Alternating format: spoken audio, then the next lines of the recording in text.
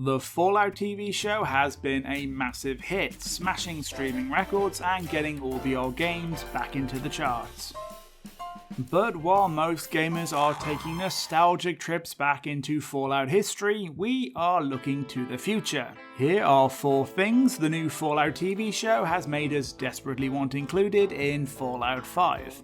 Being able to play as a ghoul has been a top request from Fallout fans for many years now, but you best believe after Walton Goggins' amazing performance as Cooper Howard, the epitome of cowboy badassery, ghoul lovers are going to be louder than ever. And why wouldn't they be? If you get over the fact that most ghouls look like 100-day roadkill, they are pretty awesome. With their innate immunity to radiation, their increased durability, and resistance to most diseases, ghouls do have a significant leg up surviving in the wasteland, even if that leg does look like mouldy barbecue.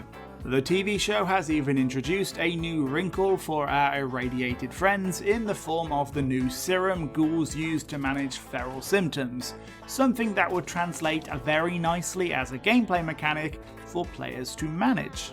Ghoul players could take heavy hits to charisma and intelligence unless they are fully stocked with this new chem, and like vampirism in Skyrim, maybe letting yourself go a little could come with strength and endurance bonuses. But playing as a ghoul wouldn't be all sunshine and daisies. Most people in the Fallout universe have a general distrust of ghouls on account of that pesky possibility they can turn feral and become a deadly threat in an instant. This adds a delicious wrinkle to Fallout's usual gameplay loop. Maybe as a ghoul you won't have the same carte blanche to strut around settlements like you own the place. Some characters might refuse to talk to you, and at the same time maybe we get to learn more about the workings of the ghoul community, opening up new opportunities for role-playing.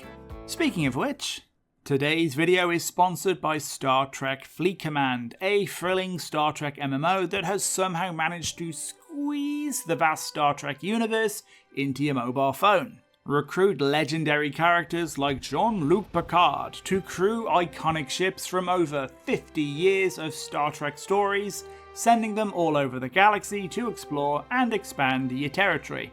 Engage real players around the world in battles, testing your strategic ability, negotiate alliances, and harvest the galaxy's resources as you upgrade your fleet of starships.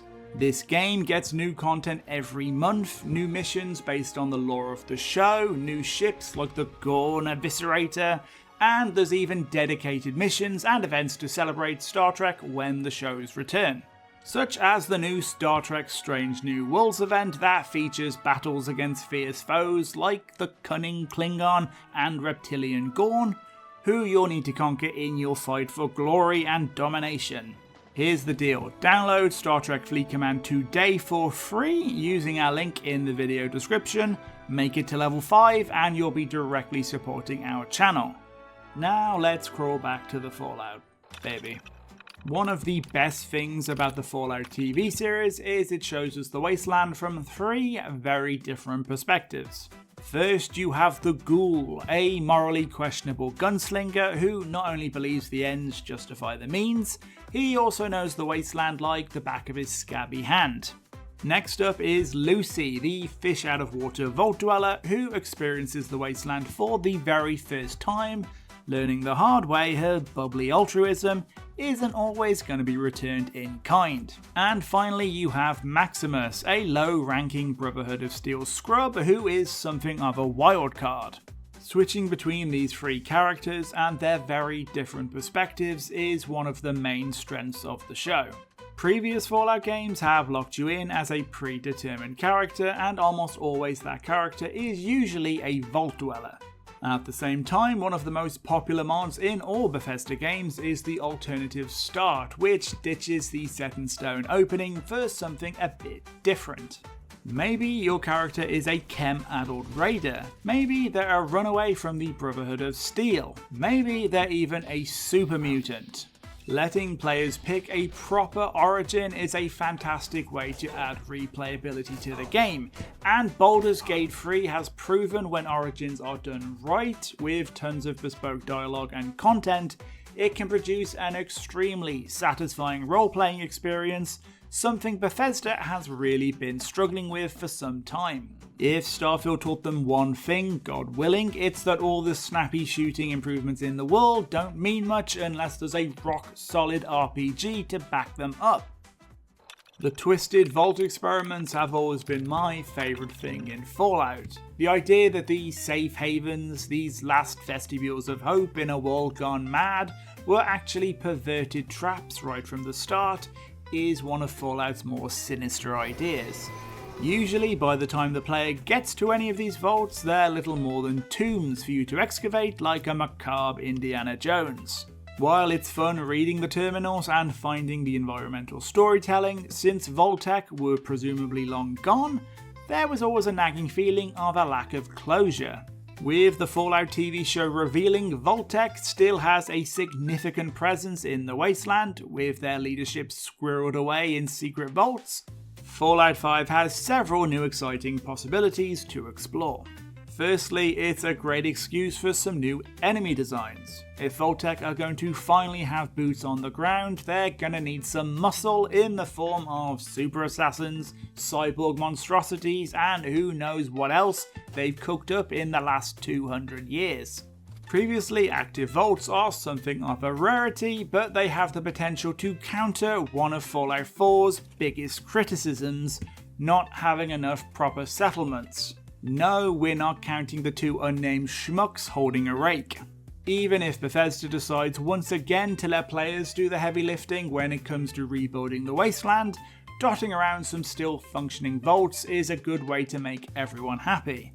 As we see in the show with Norm, vault life can be a fascinating dance with conspiracies to uncover, regimes to topple, and plenty of jello cake to eat.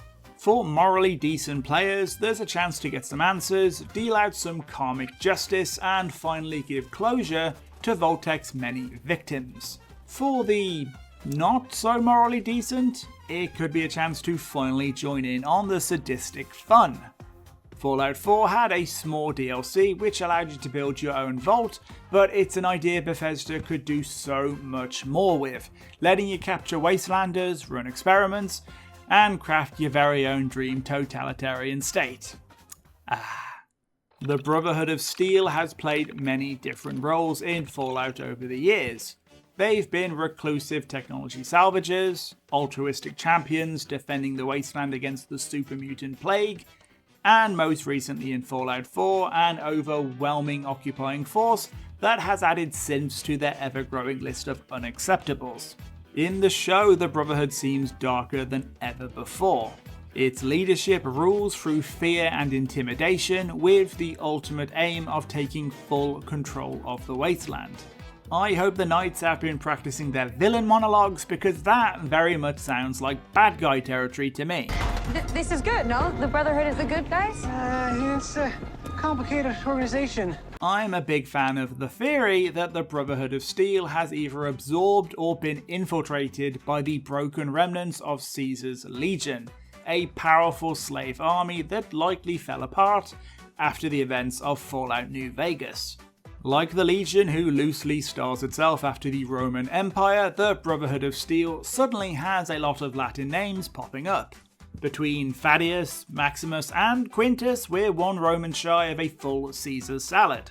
This iteration of the Brotherhood isn't shy about using torture, they occupy settlements on a whim, heck, they even adopted the Legion's red and gold colour scheme for their flag.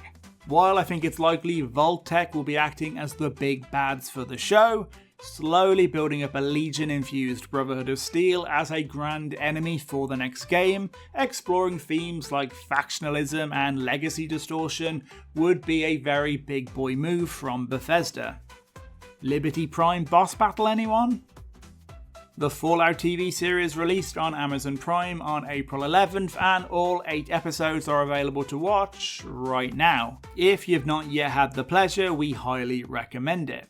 We'd love to know what you thought of the show, our ideas for Fallout 5, and what you yourself would like to see from the next game. Give us a shout in the comments below where you'll find more ways to support the channel, and why not give this video a like while you're down there. For more top video game discussion, remember to subscribe to Ugly Sofa Gaming.